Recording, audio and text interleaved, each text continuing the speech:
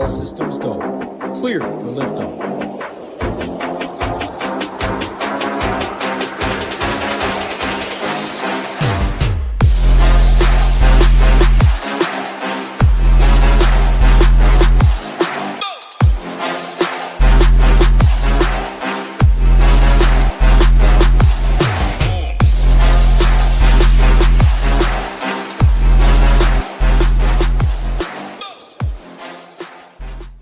Just when we think we're kicking it into a slow point in the season, no more signature events, we got the Byron Nelson, the start of the mini Texas two-step, the Texas swing. Two more, finally they got some chill events with some BS fields. I guess you can say that. But little do you guys know, if you win $1,000 in this contest, it counts the same $1,000 that you were to win in a major or a signature event. All money is actually created equal, whether it's this field or a major field. So I'm excited to talk about the CJ Cup, Byron Nelson, TPC Craig Ranch. I know the course went through a little bit of a few renovations, but I'm just going to go through the normal Twitter thread. We are back to a course we've seen before and basically just go through the stats, the information that we've seen before at this course. And one disclaimer is, everyone gets caught up in course renovation, stuff like that. But every time we see course renovation or something along those lines, it usually ends up playing fairly similar to years prior, unless it's like a major venue or something we've seen like only like every other decade or decade by decade. Year by year, the courses don't change too much. Maybe a few slopes here and there, but you can even ask the guys. I mean, the guys will say when they're out there, yeah, I didn't notice that much of a difference, maybe a few sight lines, but so with that being said, let's get into the Twitter thread. CJ Cup, Byron Nelson, McKinney, Texas, par 71, just under 7,400 yards. There's a ton of birdies, but like some birdie fests, it's usually a putting. You can gain 10 strokes putting and win. That hasn't really been the case the last 5 years. There's been a golf tournament here. So I personally, I do think this course is very bland, one of my least favorite watches, but it is what it is. One thing that's been very prominent in this tournament, the last 5 winners have been in the top 5 in strokes gained tee to green on a year-by-year basis. Like this is fairly unique because in an event where minus 25, like minus 20 or lower wins, it's not always the case. Sometimes we see guys win it with elite short game, elite putting specifically. But the tee to green game has really been prominent around Craig Ranch, and I don't expect anything different here this year. So we're not just trying to chase spike putters, we're trying to chase incoming tee to green form. So let's look at some tee to green form incoming. Here is some of their spikes before their last 10 starts before winning this event. So Scottie Scheffler, before he won, he spiked off the tee 3 times, approached 6 times, and around the green 3 times. What is a spike? A spike is gaining 4 strokes or more to the field in that given stat. So Scottie Scheffler has spiked this amount of times, and he was at least positive off the tee and on approach in every single start leading up, around the green half the time. So elite balance, no surprise. Taylor Pendrith, 0 off the tee spikes, 0 approach spikes, but was positive off the tee, positive on approach. This is some volatility here. So Taylor Pendrith is he was like 100 to 1. This was one of the winners that was like, okay, Taylor Pendrith. Thankfully, I was actually on him. Taylor Pendrith, 100 to 1. So I don't know how I got on that, but because incoming may not have been the best form. Sometimes you get lucky. Jason Day, 2 off the tee spikes, 1 approach spikes, not dominant everywhere, but balanced. He was gaining more times than he was losing in the ball striking categories and even in the around the green. KH Lee in his first win, 2 off the tee, 1 on approach, 0 around the green, but some nice off the tee, not a clean approach profile from KH Lee, and then very different from KH Lee in his second win. He was much better off the tee, better on approach.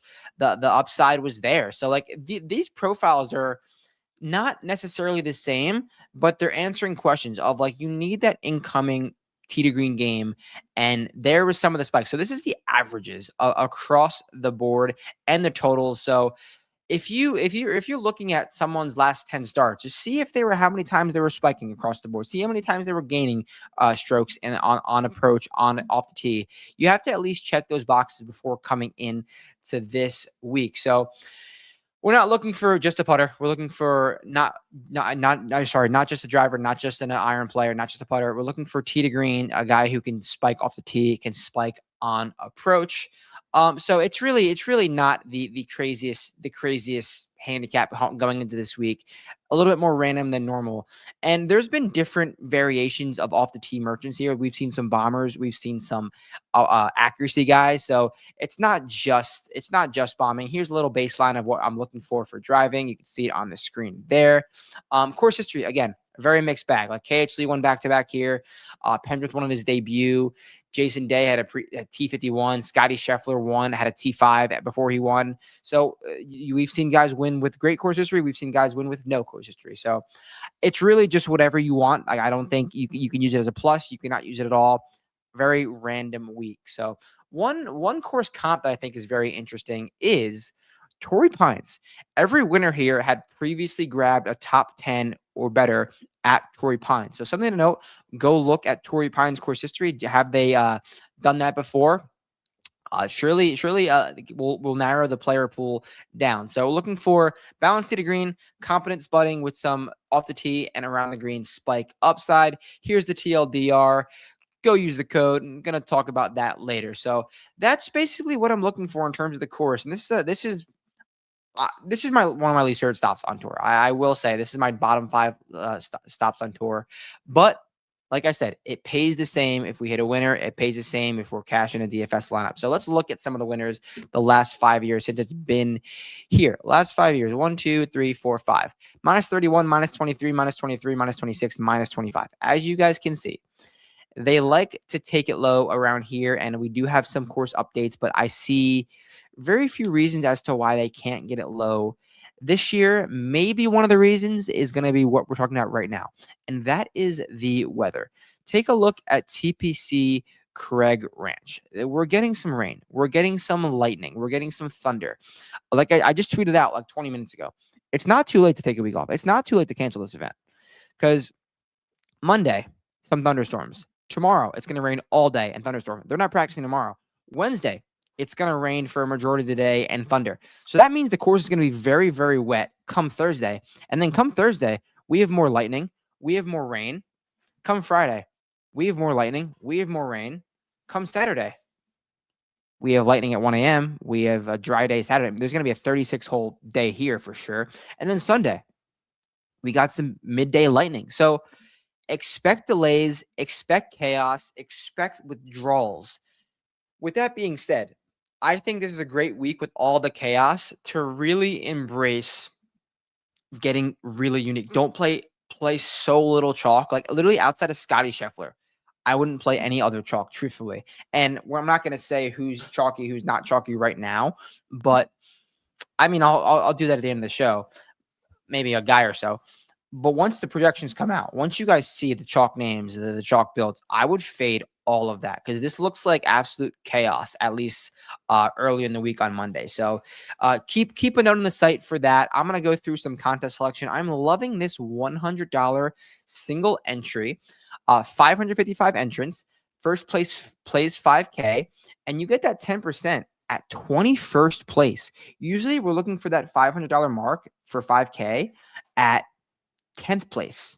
So we're getting it at 21st place, which I think this is a great contest for putting in a solid lineup, cashing a 5 of 6 for some nice upside. More upside on a 5 of 6 than we usually have. So I love that contest. $555 single entry. Sorry, $555 entrant.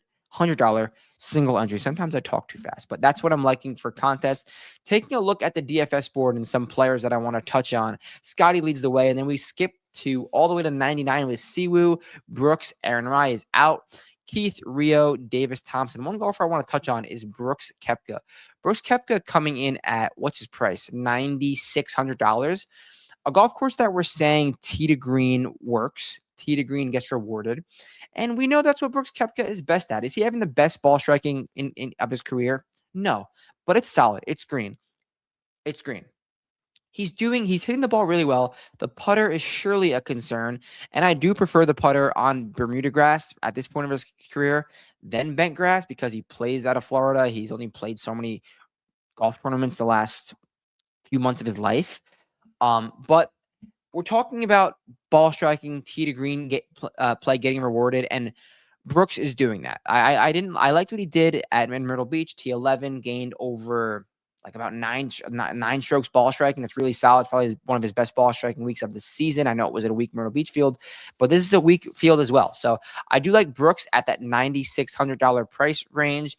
Going down a little further, another golfer I wanted to touch on is $8,500 Mac Meissner. Mac Meissner also finishes at the top 10, not also, finished in the top 10 as well at Myrtle Beach. And one thing about Mac Meissner is that I've been saying this for a while. When he's at his best, he's like Xander Schauffele light.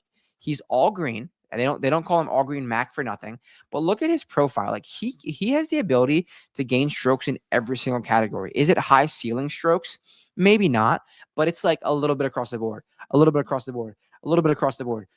I don't know if that's a winning profile, truthfully, but I think it's a low floor profile in terms of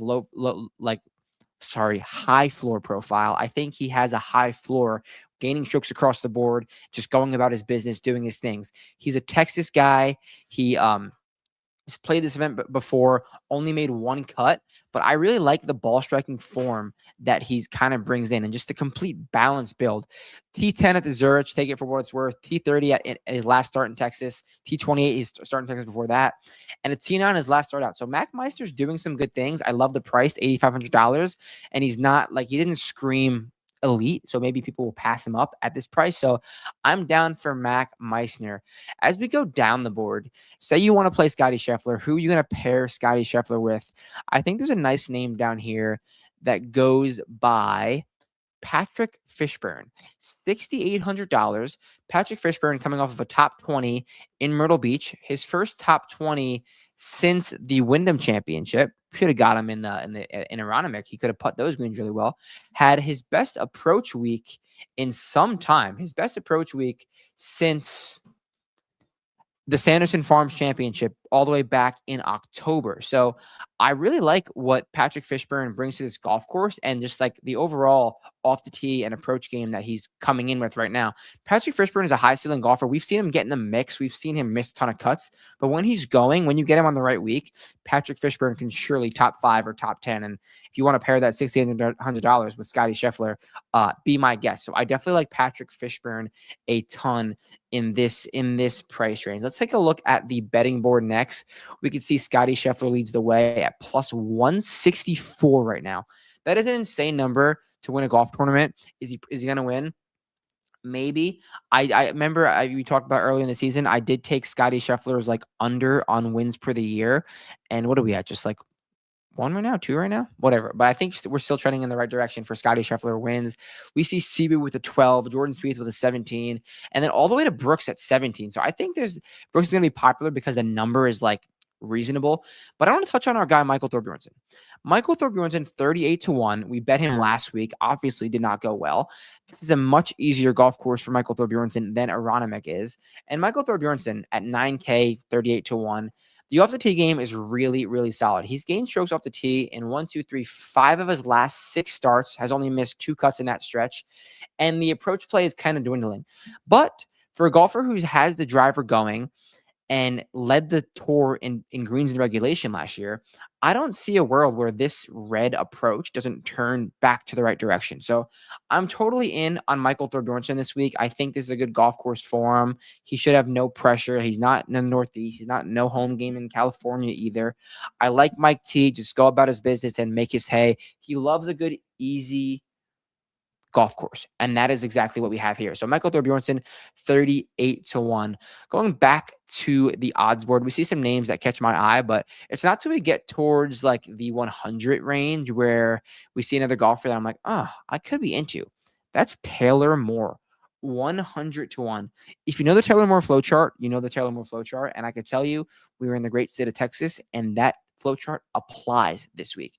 Taylor Moore, coming off of one of his best ball striking weeks, he gained just under 6 strokes ball striking. That's got to be his best ball striking week in a really long time. That led to a T17 finish at Myrtle Beach, in which he gained strokes on the greens as well. And this is a golf course that I think should suit his eye. He's played it twice, made 1 cut. finished T32, and that T32 was a really solid ball striking week, really solid tee to green week. If the putter can come around for T Moore, he could definitely get into the mix and make some birdies. And he's gained strokes on the greens in his last 3 starts. So Taylor Moore, 100-1, even $7,200. I do not mind at all. I think he could be a good look this week for sure. T Moore and Michael Thorbjornsen are golfers that I want to look at. So now I want to talk to you a little bit about the site, some winner profile stuff, some clapping it up for you guys, because I know you guys had great weeks. If you want to join the site and you want to fly that flag, you can get rewarded. You can surely get rewarded. So we're going to go over here to the winner circle and see what types of prizes come about winning when you find that flag. If you do happen to win $1 million, which I think one of you guys will do very soon, you win a Rolex. You get free Ship It Nation access for life plus some more merch. If you win 100K or more, ton of more swag, a month of free Ship It. And then if you win some more realistic spots, 10K, 1K, you're getting free months of Ship It, where you could parlay those into more wins, more weeks. But you're going to go over there. You're going to hit join the nation. You're going to use code BOOTS. Get these weeks for free. I know some of you guys were using the free weeks last week and you guys enjoyed it. I think we had a great handicap. So go right here, join the nation, click. You want all sports? We got NBA, we got MLB right now. You just want the golf, PGA plus optimizer, or just want the content PGA. Use code BOOTS, gets you a free week plus 10% off. And then we have the projections. We have the showdown content. We have the Stone 2.0, the slate plan, and many, many, many more things. So go over to the site. Help us help you. It's an amazing site. There's not another place that has the amount of content that we have here. So Ship It Nation, use code BOOTS, and let's get into some more players. I want to talk about a chalky golfer, a potential pivot, talk about some model, and then the one golfer that I am on. So a chalky golfer, a guy that I think is going to come in garnering some more love than he might should. That is Stephen Jaeger. Stephen Jaeger, he is a high ceiling golfer. Everyone loves to play Stephen Jaeger when he shows any bit of form, coming in off of a decent week at Aronimink T18, but it was all putter. It was all short game. He did by no means hit the ball well. He gained 0.6 strokes ball striking, another 0.6 around the green, gained 5 strokes on the greens. Now, Jaeger, I think because he flashed on the leaderboard, people saw his name on the weekend. They're like, all right, this is Jaeger, 7K. Like, let's do it. He's a very volatile golfer. With this weather, I don't know if it's right for Stephen Jaeger. So I think he is going to be a little bit too chalky for his price, and he's going to be a fade for my opinion. Next thing I want to talk about is the pivot. But before I talk about the pivot, I want to talk about what I mean by the pivot. Last week, I went with for my chalk and my pivot, I was fading $5,900 Alex Fitzpatrick as the chalk. And then I talked about my pivot. My pivot was Jon Rahm. And someone commented, dude, what are you talking about? Jon Rahm cannot be a pivot off of Alex Fitzpatrick. Obviously not. Obviously, 13K Jon Rahm is not a pivot off of Alex Fitzpatrick. I'm talking about chalky X player in X range. Next point, I'm talking about a pivot in X range. So when I was talking about Jon Rahm, I was talking about him being a potential pivot in that upper bracket of golfers. Now I'm talking about this pivot today. I'm talking about pivot Davis Thompson at $9,200. I am not saying Davis Thompson is a pivot off of Stephen Jaeger. They're nowhere near each other on the price board. $7,700 versus $9,200. This is a separate conversation. Davis Thompson is his own pivot in the 9K range. Davis Thompson, I just think he's just going to get overlooked when he's around golfers like Jordan Spieth, Brooks Koepka, Keith Mitchell always garners some love. Michael Thorbjornsen, Pearson Cootie, strokes gained Texas. I just think Davis Thompson, where he sits at, is going to get overlooked. And I love the form he brings in. T13 at Myrtle Beach. T6 at Zurich. Take it for what you want. T14 last time in Texas. And the ball striking is there. He gained about very similar ball striking stats his last 2 starts. The putter is hit or miss. But I like Davis Thompson's ceiling. Is he have a winning ceiling? Not sure. Top 5 for sure. I like Davis Thompson a ton on this golf course. I like him on easy golf course. That's where we've seen him pop the most. So Davis Thompson, I think, is a nice little pivot this week. Let's talk about the model. The model, which has been cooking, took a week off last week. And here we go. The model. We got Scotty number 1, tied for 2nd, Rasmus Højgaard and Brooks Koepka, tied for 4th, Pearson Cootie and Jordan Smith, tied for 6th, Michael Brennan, Davis Thompson, and Siwoo Kim. I used alt the tee, approach and putting in model 1. Tee to green plus putting in model 2, distance plus green and regulation plus putting in Model 3, accuracy plus green and regulation plus putting in Model 4, tee to green plus birdie or better percentage in Model 5. I tried to make 5 different ways to attack this golf course and aggregate it into one model, and this is what we spit out. Scotty all the way down to Siwoo Kim for the 10 or so golfers. 1, 2, 3, 4, 5, 6. 1, 2, 3, 4, 5, 6, 7.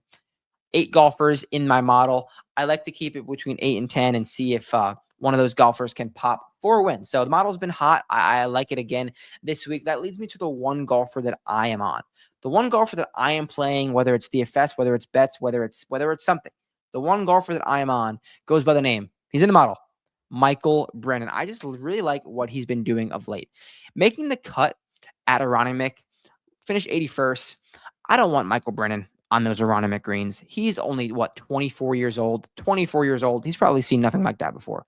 Now we get him on an easy golf course, minting off the tee, use your distance, find some wedges, and get on some flat surfaces. So Michael Brennan, we know he has a winning ceiling. We played really well at Augusta.